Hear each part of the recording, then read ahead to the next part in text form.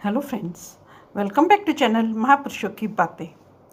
भागवत जी के द्वितीय स्कंद के 7वें अध्याय के श्लोक नंबर 2 से 6 तक उल्लेख है कि ब्रह्मा जी नारद जी से आगे कहते हैं, फिर उन्हीं प्रभु ने रुचि नामक प्रजापति की पत्नी आकृति के गर्भ से सुयज्ञ के रूप में अवतार ग्रहण किया।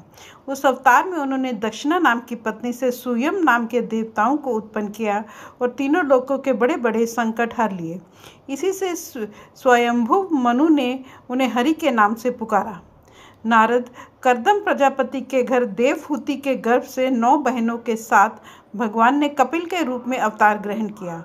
उन्होंने अपनी माता को उस आत्मज्ञान का उपदेश दिया जिससे वे इसी जन्म में अपने हृदय के संपूर्ण मल, तीनों गुणों की आसक्ति का सारा कीचड़ धोकर कपिल भगवान के वास्तविक स्वरूप को प्राप्त हो गई।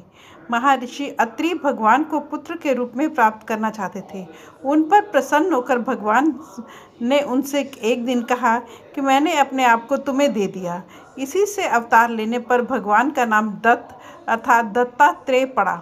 उनके चरण कमलों के पराग से अपने शरीर को पवित्र करके राजा यदु और सहस्रोर्जुन आदि ने योग की, भोग और मोक्ष दोनों की ही सिद्धियां प्राप्त की। नारद, सृष्टि के प्रारंभ में मैंने विविध लोकों को रचने की इच्छा से तपस्या की। मेरे उस अखंड तप से प्रसन्न होकर उन्होंने तप अर्थ वाले सन नाम से युक्त होकर सनक, सनंदन, सनातन, सनत कुमार के रूप में अवतार ग्रहण किया।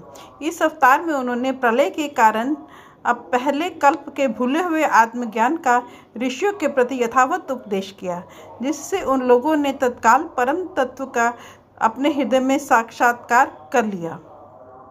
धर्म की पत्नी दक्ष कन्या मूर्ति के गर्भ से वे नर नारायण के रूप में प्रकट हुए।